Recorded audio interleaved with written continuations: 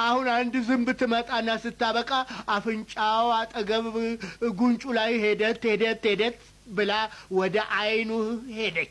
አሁን ይላል ያ ሰው የተኛበት። አሁን ወደ አፍንጫው ትሄዳለች ይላል። አሁን ወደ አፉ ትመጣለች ይላል። በጣም እንደተጨነቀ አየና ያ ዝንጀሮ በጣም ተናደደ። ይቺ ዝንብ አስቸገረችው እኮ አለና ሄደና የበር መቀርቀሪያ ይህን የሚያህል ነበረ። አሁን እሱን ቀስ ሲል ያነሳና ሲያበቃ ይቺ ያስቸገረችው ዝንብ አሁን መጨፍለቅ አለባት።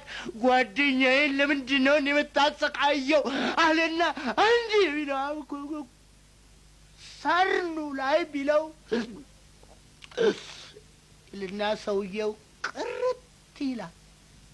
አሁን አይኑ ፍጥጥ እንዳለ ነበርና ያ ዝንጀሮ ዱላውን ጣለና ቢያየው ደም በአፍንጫው በኩል ኮለለለለ። እንዴ ምን ሆኖ ነው? ምን ሆንክ ይለዋል። ያየዋል። ምን ሆንክ የሚያየው መስሎት ምን ነካ ይለዋል። ወዲህ ቢል ወዲያ ቢል ምንም ነገር የለም። ጠጋ ብሎ ቢያየው ምንም ነገር የለም። ቢያየው ማን ወዲህ ቢገፋው ወዲህ ቢያንከባልለው ወዲህ ቢጎትተው ወደዛ ቢለው ተናደደ። አሁን ገባው እንደገደለው በቃ የሚሆነው አጣ። አበደ። የሚሆነው አጣ። ቤቱ ላይ ወጣ። ከዛ ዘረረ፣ ፈረጠ። ምንም ነገር አልሆነም። ዝንጀሮ እንግዲህ ከዛ ላይ ወርዶ ምንም ነገር አይሆን። አሁን የሚሆነው አጣ። አበደ። ጮኸ። ዙሪያውን ከብ ሄደ።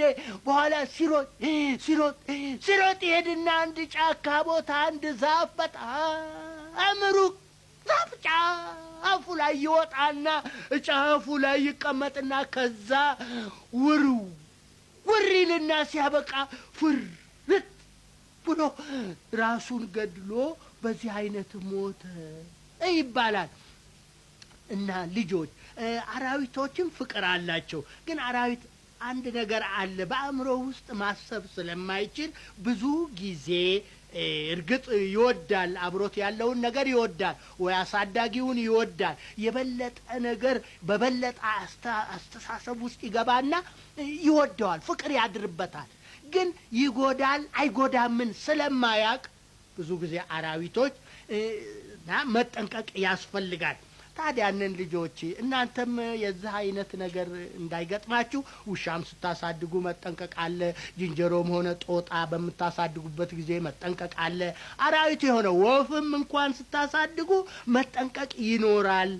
እንደው ዝም ብላችሁ እንደው እንትን አትበሉ እና አንድ ነገር አንድ አደጋ ሊያመጡ ይችላሉ፣ በሽታም ሊያመጡ ይችላሉ። መጠንቀቅ ጥሩ ነው ለማለት ነው። ገባችሁ? አሁን ወደሚቀጥለው ትርኢታችን እንሄዳለን።